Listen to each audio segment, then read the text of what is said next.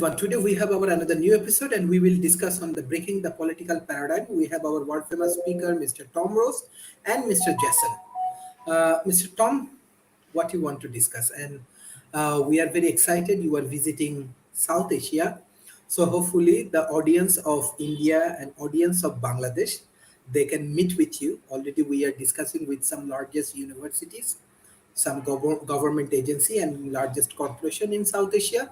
So hopefully next week will be very interesting for all of us, and hopefully it will be very good networking session for Transhumanist Party. Yeah, Mr. Tom. I'm looking forward to that trip. Well, first of all, we need to define what the topic is today. Let me turn this down because I'm getting some echo. We need to define what the political paradigm is in order to break it. And so simply put, in America, the political paradigm is based on divide and conquer. One of humanity's biggest needs is to belong. And so the elites or whoever's behind all of this is using that need against us. And they're dividing us into teams. And so, we're a herding animal.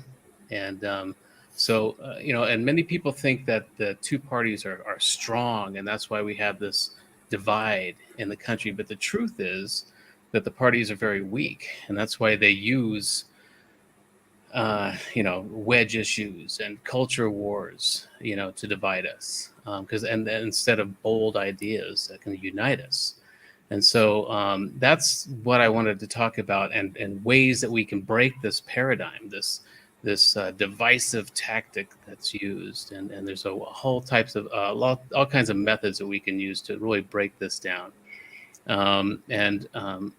As a member of the United States Transhumanist Party, one of our core values is rational discord, and getting beyond these divisive tactics.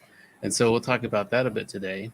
And so I think that's why we're seeing this rise of immature and toddler politicians in the world. These attention-seeking mongers who are like children. They lack critical thinking skills, and they filled this vacuum. They filled the void with their need for attention, because that serves the elite. That serves the media. It serves social media, and we know that social media and mass media thrive on our engagement, and it increases ratings and click-throughs. And so we know this. We've all kinds of proof that this is what they do, and they feed on our fear, and they profit on keeping us divided. And so we really need to get beyond this. We have to grow up. We have so many existential threats, not only nationally, but globally, that are facing our country, that are facing our species. And it's time to get beyond this paradigm of divisiveness and divide and conquer, and lining the pockets of media stockholders and things like that. Or we perish. That's really the bottom line. Is we've got these existential threats that are being used against us. We are an existential threat because of this. And so that's how I'm defining what this political paradigm is right now. It's no longer working for us. It's only helping the very rich and media stockholders and things like that. So we've got to get beyond that if we want to survive as either a country or as a species. And so that's how I'm defining the political paradigm right now, and why I think it needs to be broken. And there's ways we can do that. So that's the first part of this. Thank you, Mr. Jason. Cool. Yeah, I agree. And this is part of what got me into politics in the first place. And I started by creating the Wisdom of the Crowd group, which was designed to be a crowdsourced, crowd discriminating educational curriculum. So the idea was that you get a group of people and all agree on what the base education is of the group. And then that's when I after in researching that, trying to research the AI to combine AI with it, that's when I ran across the Transhumanist Party. And there's the Party of Science and Rationality. So yeah, that was the choice for me. The zero sum game is just, you're right, it's completely destructive. And it's I found that the information space, it was so disturbing to me. And then that's how it happens. I mean, if like if you live where I live and you don't have cable, Fox News is the only thing that's on TV. I mean, and Fox News is not a news program. They'll admit that. They have admitted that they are an entertainment program. And they're being sued by Dominion, $2.6 million lawsuit for defamation, for claiming that Dominion machines were. Uh, it's a whole bunch of crazy conspiracy theories about the election. All this stuff is still going through the court. The court takes time. All this stuff takes time, and a lot of it couldn't even start really until Trump was out of office. And so there's also another Fox News defamation case from Smartmatic, 2.7 billion. And they got the goods. They got all the text messages from Tucker Carlson and all the execs, and behind the scenes, they knew the election wasn't rigged. They knew it wasn't stolen, and they just lied. And they lied because when they called Arizona, because Fox News was going to call Arizona, all their viewers got pissed, and they started seeing their viewers starting to go to OAN and Newsmax and these other things, and they got paranoid about it. Rupert Murdoch said in his deposition, because we have this court documents from this, that it wasn't about the blue or the red, it was about the green. It was about making money, because their viewers want to be lied to, apparently. It's a really strange paradigm, and that there is something I don't know how you would break. I mean, how do you get somebody that wants to be lied to and is just going to reject truth because that's not what they want? That goes over my head. I don't know about that. I think another way to break the paradigm, which I don't know how really to do, is this idea that where we place our identity. Because if you place your identity into your political position, well, then whenever your political position is threatened, it threatens your identity, and that's a not good. And your political position, I mean, you should have plasticity of mind to be able to change with new information. If the situation changes, you should be able to change your position as the situation changes. But if it's connected to your identity, well, then it's threatening, So that's tough.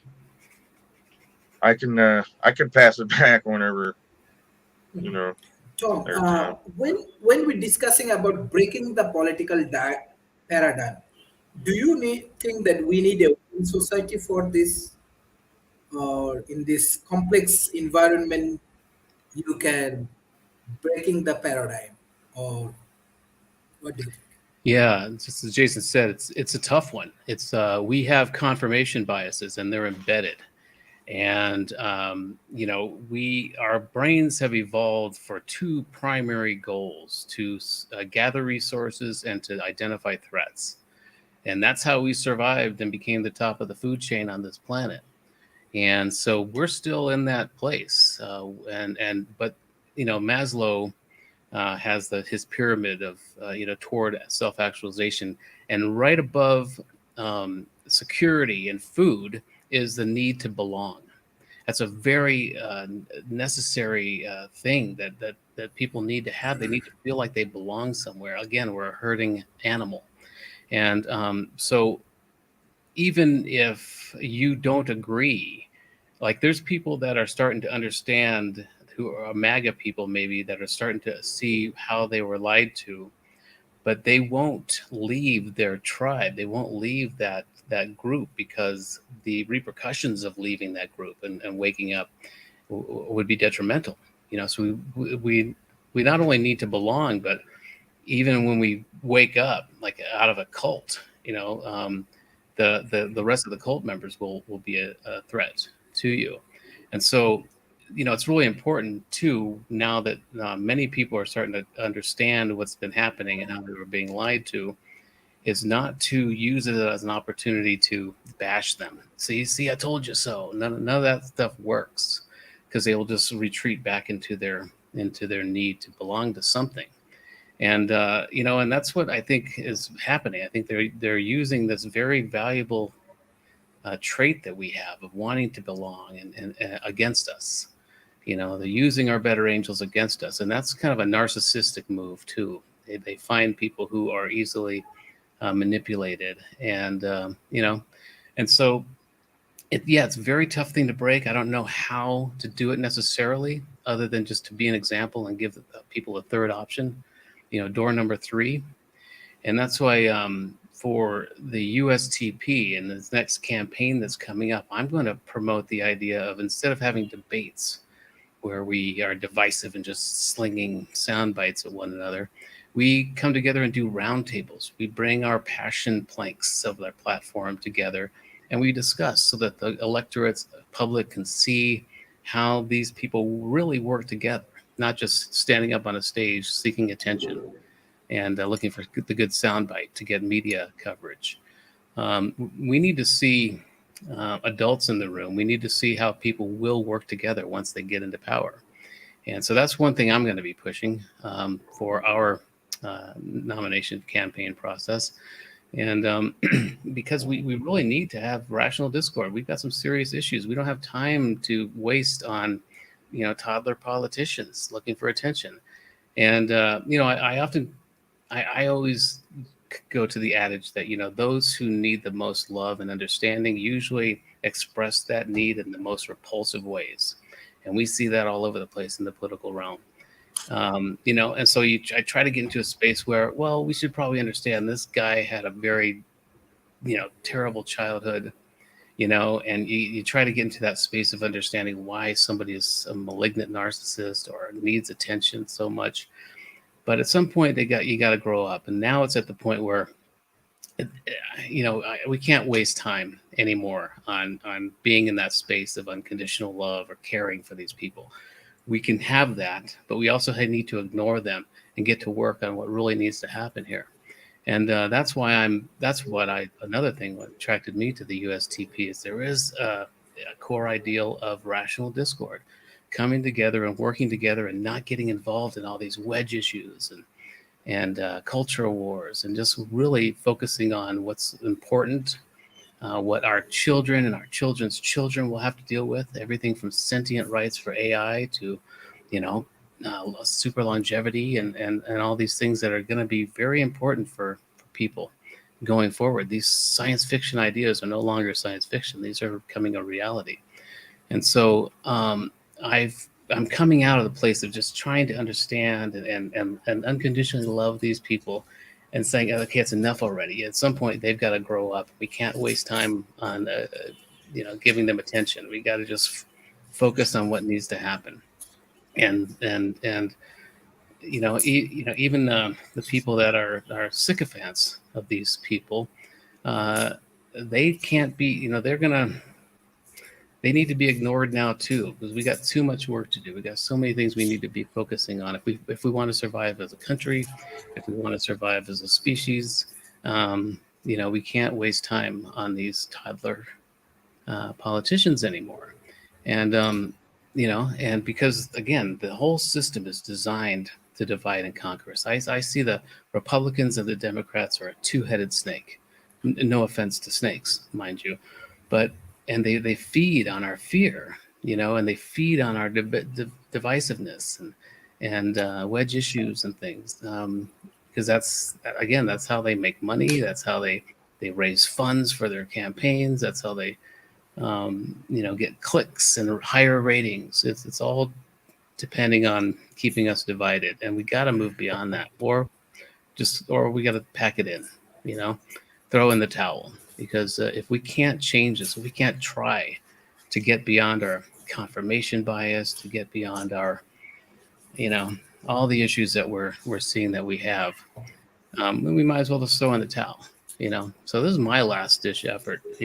I've got maybe 20 years left in this world, if I'm not lucky. And so trying to push forward the idea of, let's just get some work done. Let's just focus on our kids. Let's focus on our grandkids and leave them a better world. And the only way to do that is to get beyond this paradigm, is to break it, to get beyond the need to have two teams, fighting. And it's the oldest trick in the book, divide and rule, or divide and conquer. And it still works, and it's because there's not a focus on critical thinking in education. There's not a focus on first principle understandings of issues. And, they've dumbed us down, over the years. And it makes perfect sense for them to dumb us down, to make our educational system just standardized.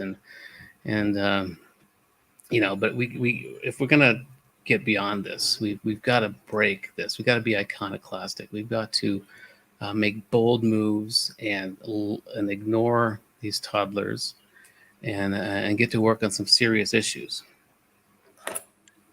Well, there is hope, though. Like when you look at mainstream media, and this is another way where there's a two-headed snake, like you were just saying, where it might seem like there's two sides, maybe Fox News and MSNBC, but when it comes to things like corporations, and they're both on that team. So you'll never hear like MSNBC say anything super critical about corporations, just because that's just the way it is. But I mean, YouTube and all these other streaming platforms, just like what we're doing here, those people, there's some trustworthy, like Midas Touch Network is really good. Parun is another one, and they're not beholden to corporations. They're not owned by some mega conglomerate. They are beholden to their patrons. They'll have a Patreon, and their viewers will, pay them. And so they don't have any incentive. In fact, they actually have incentive, to tell the truth, or they'll lose their subscribers and stuff. Mm-hmm. So I'm really, really encouraged by all that, because the information space is what is a big deal for me. That's why I made the USTP platform and candidate education group with guides on Facebook. It's got guides, which is different categories of information. I've been putting play-by-play of the Ukraine war in there, and Jan 6, and I've been just putting all the information in there. I do that all over, actually. And I don't get a whole lot of clicks, you know what I mean? But that information's there. So someone can always go back, and that information will be there. Mm-hmm. And like the train derailment is another two-headed snake thing, because there's plenty to blame on both sides of that issue. Obama had the regulation, Trump rolled it back, and then Biden administration didn't. put it back. They got lobbied on both sides, but Democrats and Republicans both got lobbied by the train, uh, North or Southern or whatever. Yeah. So, sometimes it's like they act like they're fighting when they're really not. Mhm. You know, Yeah, I mean, it's because it's great for ratings and click throughs. Yeah, and yeah, I like Midas Touch too, but it's like because they are taking a stand, they are being bold about democratic values and things like that. But it's also, how do you convince a fish that it's in water? Because that's also divisive. I mean, sure, if you're on that team of anti-Trump, there's a lot of confirmation bias that Midas Touch gives us, almost too much, and on the other side. And all it does is embolden the other side. If there's not going to be like some MAGA person is going to watch Midas Touch and say, you know what, they've got a point, it's just going to make them more emboldened in their stance. So this is the paradigm. This is where we live. It's a dualistic universe. And so we have to have something to counter ourselves against. And so we will feel really good about a Midas Touch because they're being bold and they're making statements that, that we agree with. But it's not going to change MAGA's mind. It's just going to embolden both sides. So it's hard to get around that. It's hard to not feel good when you're watching that, or for a MAGA person to feel good when they're watching Fox. So I don't know. How do you get out of that? How do you get out of this dualistic universe where we need to feel like we're part of a team, and all this confirmation bias that we have? And it's difficult. I don't know that we can. I have hope. That's why I want to push the Transhumanist Party, because I don't even know where a lot of the officers that I'm part of, where they stand politically. I don't know. I've been tempted to say, hey, who here agrees with Trump, or who here agrees with Biden? But I actually don't want to know, because that will just give me a bias, against these I'm people. worried about what the answer is going to be. Yeah, I'm worried about the answer, and so it's kind of best not to know. But you get a sense from some of them where they stand. But it's really good that I don't know, because we can talk in a level playing field. And there have been times where we were wondering if we should make a statement about how we feel about abortion, or these wedge issues, and I think it's smart that we don't go there, because that would just get us into this loop and be just part of that system. I think it's smarter to talk about future issues and issues that are happening now with AI and other things, rather than getting pulled into that whole melee, And so, but and that's why I'm pushing the idea of, let's have roundtables instead of debates. Let's see how people work together if they take power, and so there's different methods we could use to do that. So yeah, that's just one of the ideas. We'll definitely have to talk about that. I'm really curious as to how we could do that. I don't think I've ever really did a roundtable thing. Yeah, I mean, wouldn't you want to see, like, even in a primary, the one party coming together and all the nominees or all the candidates for the nomination come together, rather than standing behind a podium and slinging media shots at each other? Wouldn't you want to see how they actually work together? And even if they work together well, rather than just voting on one person, vote that one person, but make the other candidates the cabinet members. And so that's one of the ideas too, is having the USTP candidates come together and talk about their passion plank of the platform, what brought them into the Transhumanist Party, and have discussions about that. And so ideally, these planks will align with a cabinet seat, and so you'll know that whoever becomes the candidate, who their cabinet members will be and what department they will head. And so that's just one of the ideas of because we need to, and we won't, I'm sure, have a transhumanist candidate in office in 2025, but we need to start laying that groundwork so that when we do, we have a rational discord. We have a group of people that work well together, and the public will be able to see how they work together so they can hit the ground running when they get into office. And so, And yeah, I'm not sure what my passion plank would be out of the USGP platform. yeah. What would yours be? Well, what attracted me Got one to picked out? what attracted me to the party, other than the AI sentience issue, with my book, was I had a long road trip, and so I was able to listen to the whole Constitution and Bill of Rights and all of that while driving. And we have very practical solutions to handle human trafficking, and really dealing with that in a serious way. And that's what attracted me to it, because that's my core cause, and that would fall into the Homeland Security cabinet seat, I think.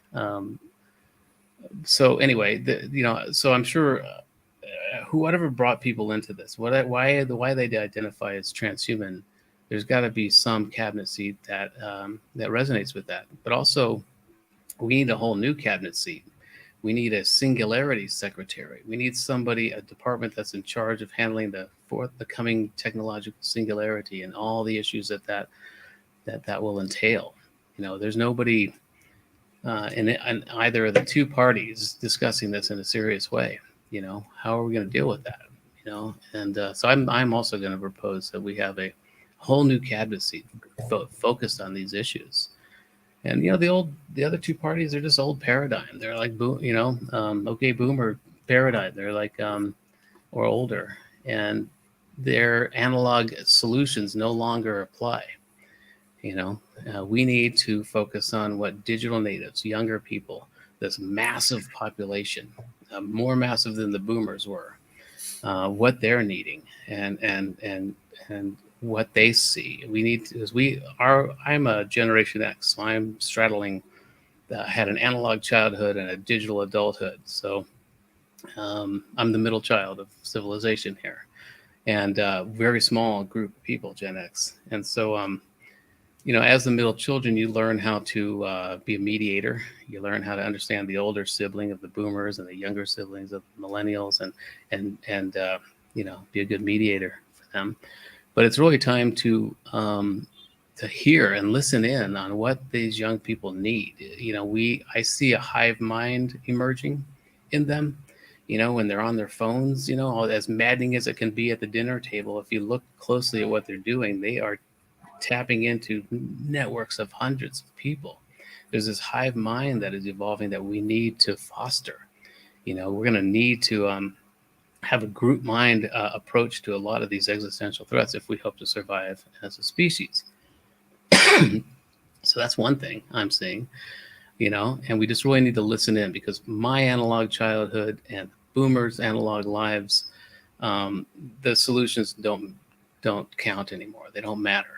There's a whole new world that's emerging here, and that we need to get our heads around. And the only people that can really are the people that are of this age, the digital natives, the people that were born into this whole internet world. And so instead of being like normally parents, kids will find what my parents were into rock and roll, and that made their parents angry. My generation was into, I don't know, whatever we were into, in the 80s. And so there's a child that will always find a place of contention, a place to rebel against their parents. And instead of complaining as Gen X and boomers about the screen time of digital natives, we need to understand why they're doing what they're doing. We need to understand that, there's this idea that definitions are changing now with young people. With my age and older, freedom meant complete autonomy. It's kind of a libertarian, personal property, kind of leave me alone is freedom. For younger people, we're seeing studies that show that the more groups that they belong to, the more anonymity they have, the freer they feel. And so I think that's a symptom of a hive mind that's emerging, and we need it to, because we've got some serious threats to our species. And so, yeah, everything's changing so quickly. now that we need to get beyond our ego, get beyond our anthropocentrism, and focus on what these young people need if we hope to survive as a species. Yeah. Mr. Jessel. Huh. Yeah. It, going forward, I'm really curious as to how it's all going to really play out. There's all kinds of things going through the court right now. Also the Republican Party seems to be sort of splitting along rational lines. Like, I remember I've seen this story, I think it was in Colorado by you, Tom, where 180 state representatives or something like that left the Republican Party because they a election denier got put as their leader or whatever. So I think that's a little bit of a hope. That's a little bit of a ray of light there, and I honestly wouldn't mind if some of them came our way, because those would be the rational ones, Yep. that are pushing back against just outright lies. There's a whole business model wrapped up around pushing these lies, like Alex Jones. His business model is to get down here and get everybody freaked out. Hey, y'all, they're gonna come and take your guns. You better buy something from me. And it's pretty terrible. But that's going through the court too. It takes a while, but and honestly, when I said earlier, when I liked the Midas Touch Network, it isn't really because of, well, maybe there's some confirmation bias, but it's because they're lawyers. They go through the law and and they read the court documents, and because you can trust that. I mean, say what you want about our Supreme Court and the judicial system and everything, but it really is the best thing we got. It's really the best system we got for discerning truth and having a system of going through and finding out what's true, what's not true, what's this, what's that, And so when these things finally do go through the courts, it's not a political thing anymore. It's not oh, well, you got your truth and I got mine. No. It's a court document. It's, signed. It's legal, Mm-hmm. Trump was supposed to get arrested today, according to him.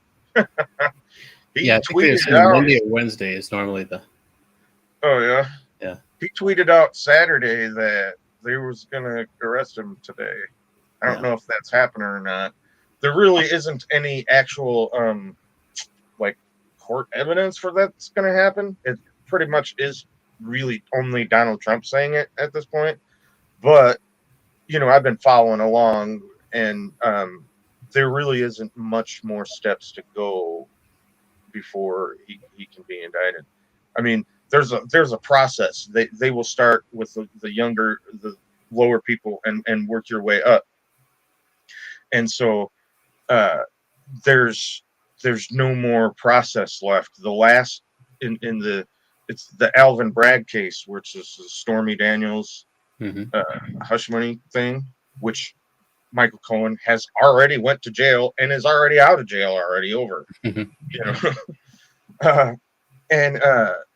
they asked him to come for a deposition, and so that it can happen anytime. Also, the Fonnie Willis case in Georgia, where he pressured the state's attorney or whatever it is down there, AG, Attorney General, to overturn the election in Georgia. They've already went through. They called a special grand jury, which the difference there is they don't have the power to indict somebody. They can just give a recommendation to indict. But that's all done, and the foreman of that went on TV, and she's a little weird, but says that there's going to be no surprises. So I'm expecting an indictment there also. It is on now to a regular grand jury. So that could happen at any time also. So I expect all this to happen within a few months from now. Yeah, there's that thing too. When like these doomsday cults, when they set a date that the apocalypse will happen and it doesn't happen, they don't lose interest in the cult. They double down. That makes them feel, and they go for the next date, and that makes them feel even more ensconced or more, tribal. And so that's a thing too. So even, it's going to be very difficult if at all, to get out of this, because even Trump is trying to foment more protests, that he's going to be arrested, and I think there's a little, it's fizzling out a little bit, some of that, but who knows, could have another January 6th somewhere. Yeah, so it's very difficult. I think our glitch in humanity is our anthropocentrism, is our ego, and that ego is born of our fear for survival, and so it's been in the works for millennia. Us developing this need to identify threats, and so I don't know that we can really turn it around in a generation or two. There's got to be something major that happens, either globally, catastrophe, or aliens coming down, or something's got to happen big that will change our perspective. We only evolve when we have to evolve, and you only get out of your comfort zone. That's why it's called a comfort zone, because you need to.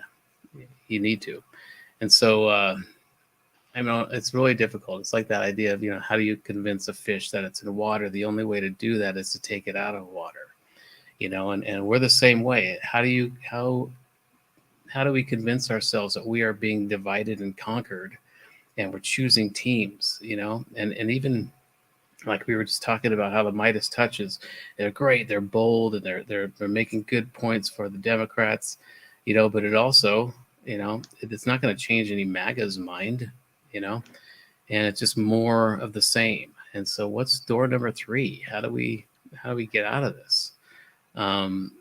I don't know. I don't have any solutions. All I can say is to be an example, like the USTP, to use these examples to break this political paradigm by having roundtables and discussing in rational discord how to solve some of these problems, and just ignore the need we have for confirmation bias. Ignore how the other political parties are coming at us, or how they will be, the methods that they'll use to fight.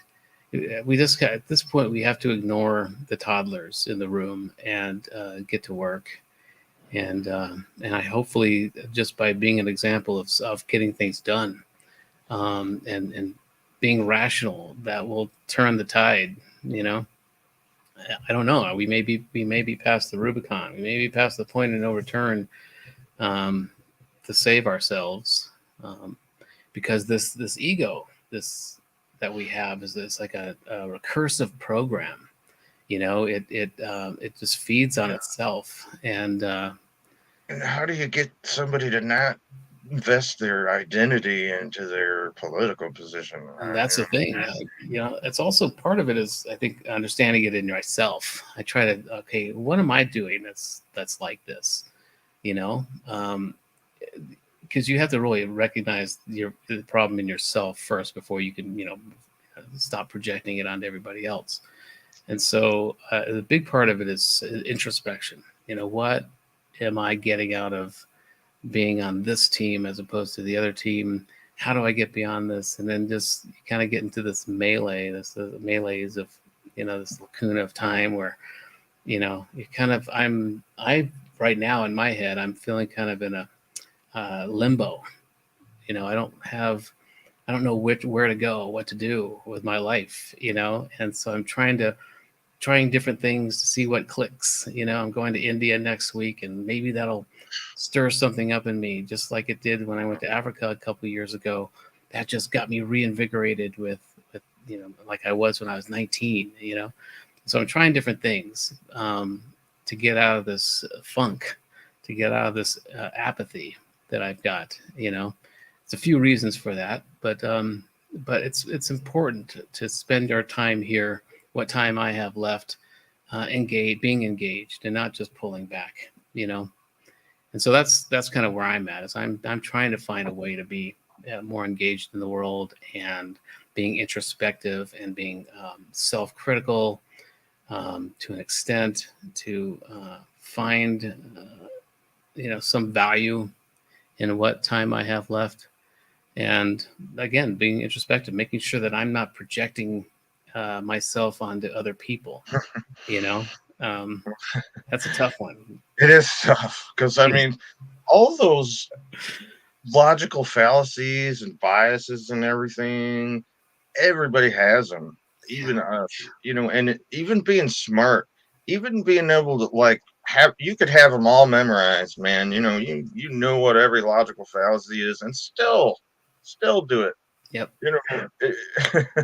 Even smart people can turn around and end up being, guilty of a logical fallacy.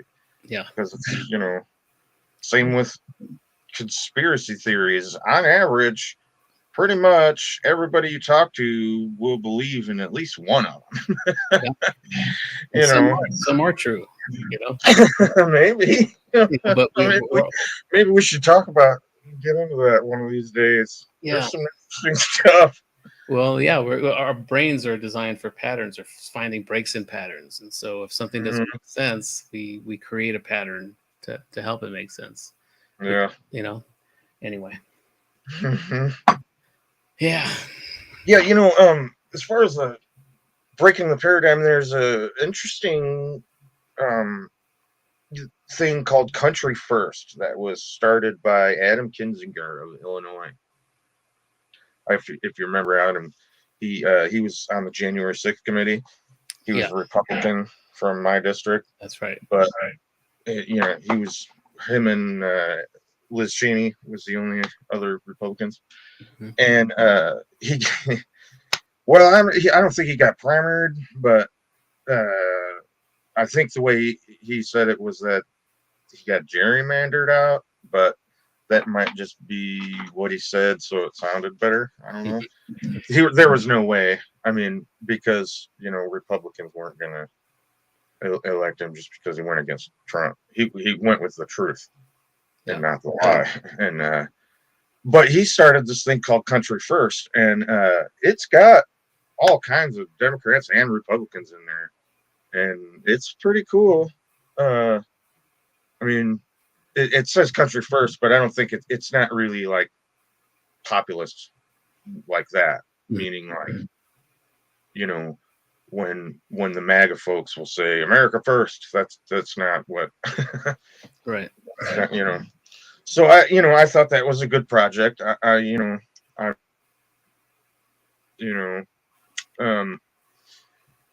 But it's tough, man. Yeah, it's tough. I think all we can do is be an example, try to be the third door, try to do things differently. Provide the information is what I've been. Yep. Well, it looks like we lost Sharif, right? Is he not there? Yeah. Is he coming back? I don't know. I am coming back in 10 minutes, I think he said. So did he? I think so. Okay. Geez, what was I going to say? Oh. Yeah, I've been just trying to post information, about. I got like a whole section in the Discord server with USDP policy discussions, and I divided it up into, homeless and, all the different issues, immigration, gun reform or whatever, and it kills me that, I probably make, oh my gosh, hundreds of posts all over on different social medias sites all over the place. And I've only had one thing ever get taken down off any social media site anywhere, and that was our salon, where me, Ben, and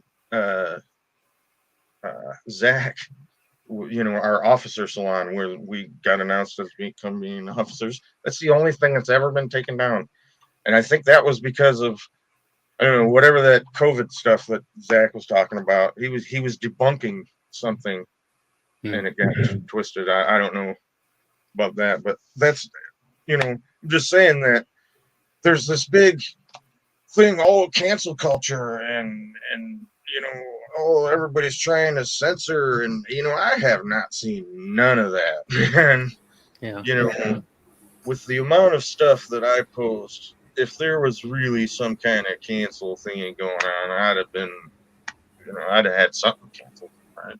Yeah, you seem almost disappointed that you haven't been taken down. Yeah, some of the stuff I put is so controversial. I'm surprised I haven't been blocked by these social media platforms. Well, it just, it goes to show that, I mean, you can post a bunch of stuff and be truthful and not be getting canceled. Of course, that is probably just another one of them culture war things to try to, again, divide and conquer. When both sides do it, really. Mm-hmm. I mean, the left wants to ban words, and the right wants to ban books with down in Florida or whatever.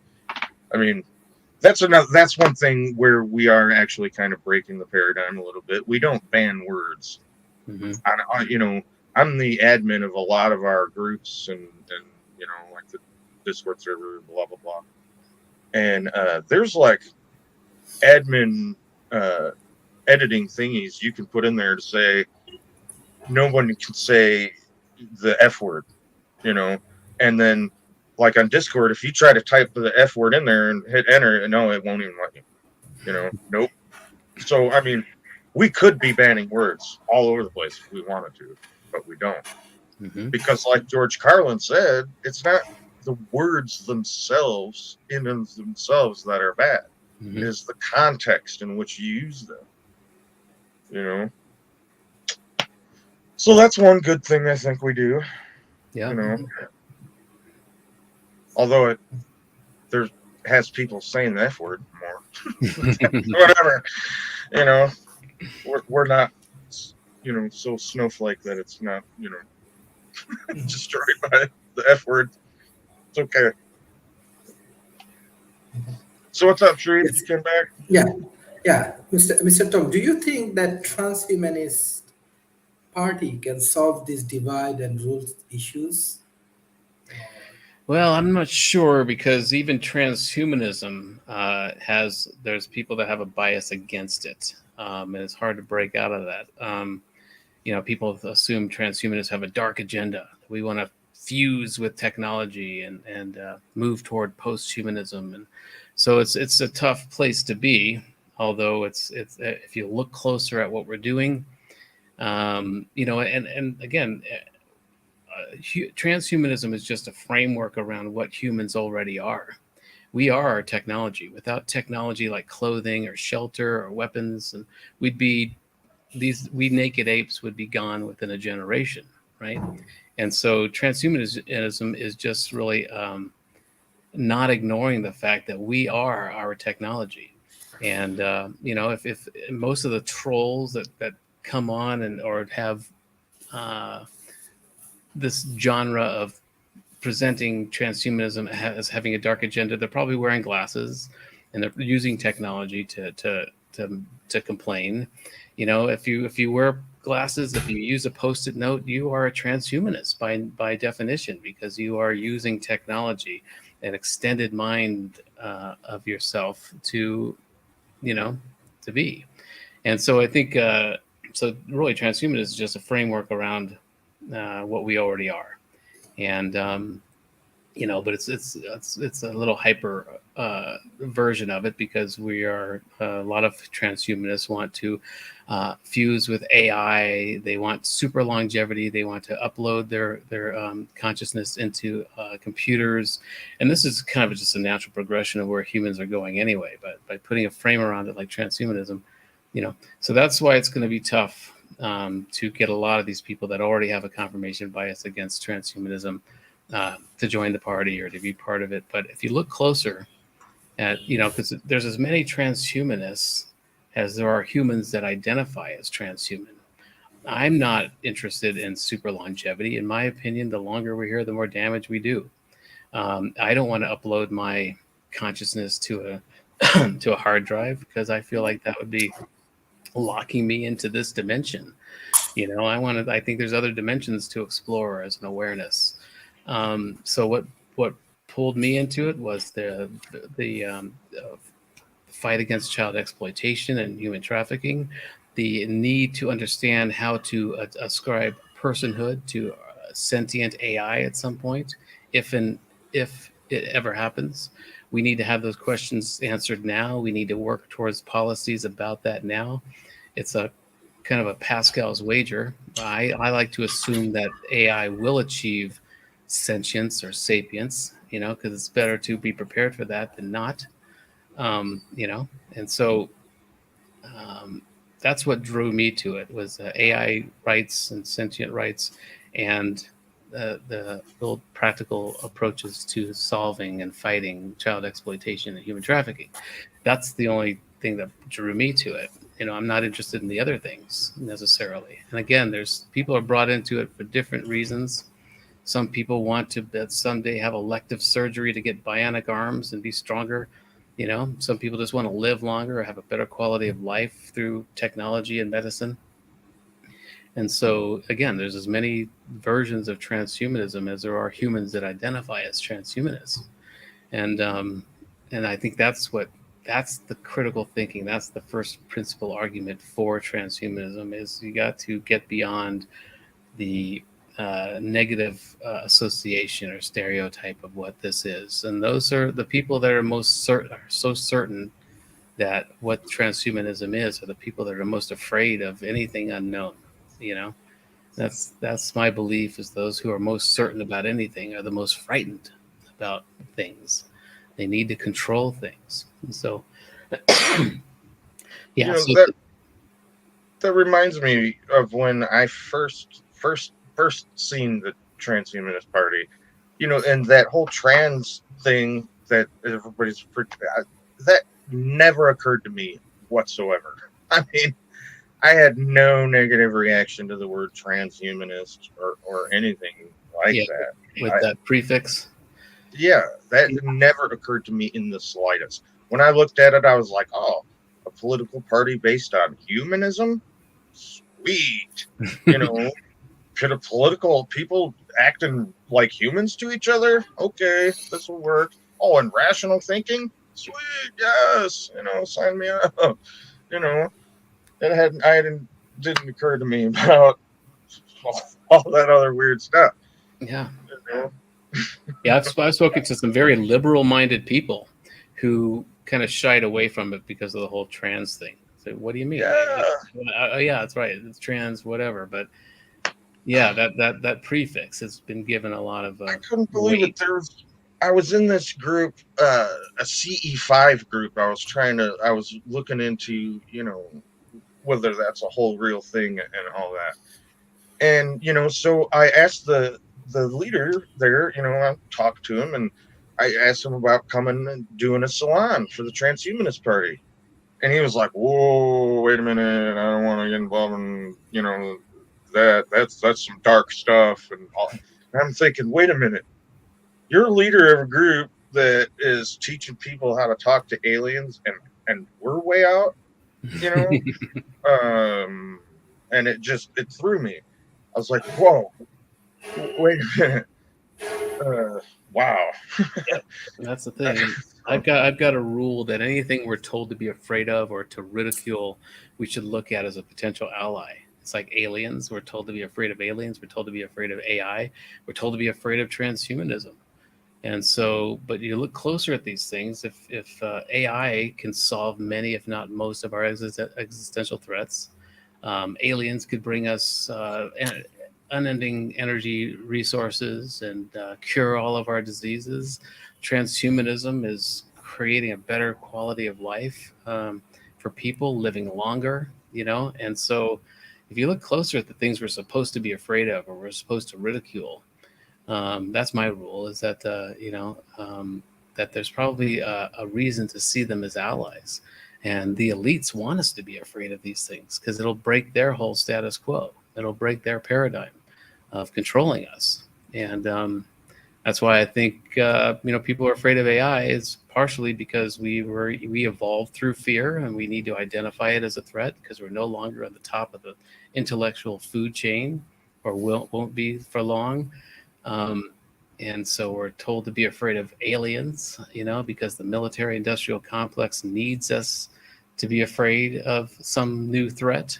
Um, and people need to be afraid of transhumanism because it's going to make us live longer. It's going to make us enhance our quality of life. It's going to give us an opportunity to have rational discord, and that upsets the paradigm, the political paradigm of divide and conquer. And so, yeah, that's my rule: is anything I'm supposed to be afraid of or I'm supposed to ridicule, I look closer at it and try to understand, why do they want me to be afraid of this? And those three things, aliens, AI, and transhumanism, all kind of fit in that bucket. Excellent. Uh, Mr. Jason, what's your concluding remarks for today's session?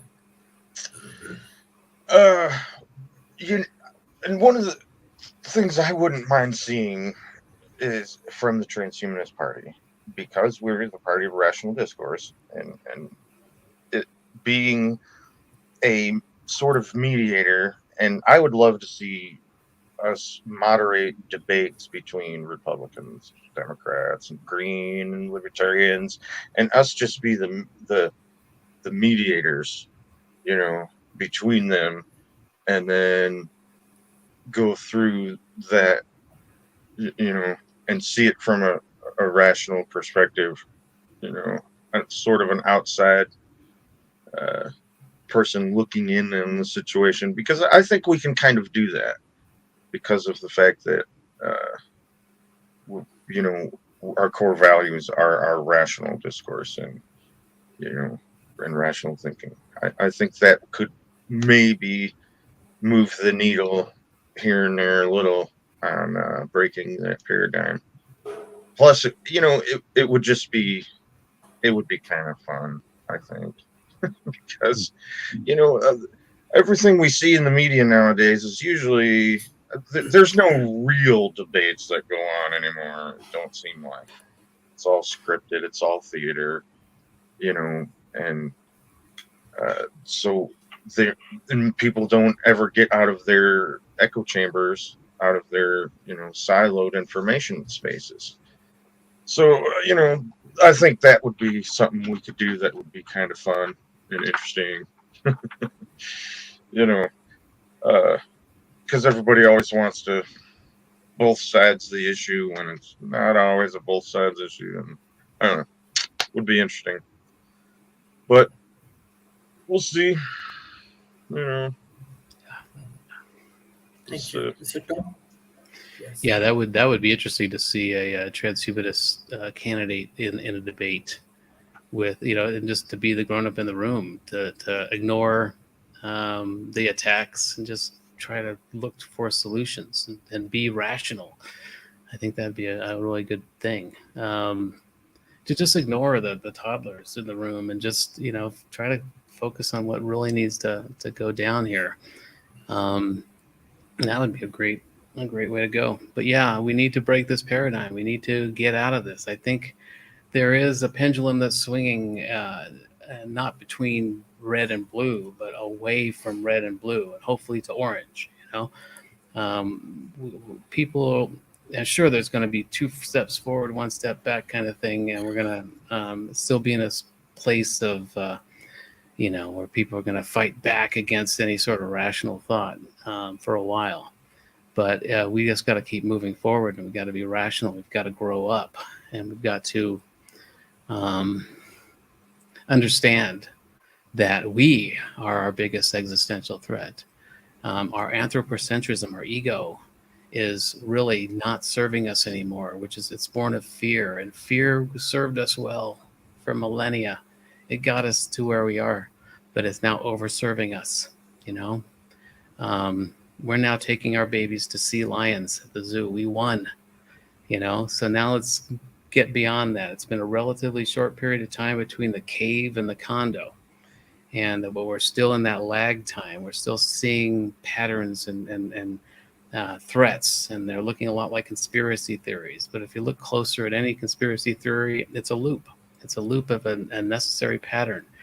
You know, sure, there's real conspiracies out there, and a lot of them are being exposed, but mostly they're not. You know, mostly it's just human beings doing things, and then other human beings assigning a pattern to that situation. And so I'm not sure if we can get beyond this, or we can actually break this paradigm, but I'm going to do what I can to try for the next however long I have left here. You know, if we want our kids to have a good world, if we want our grandkids to have a good world, let's grow up.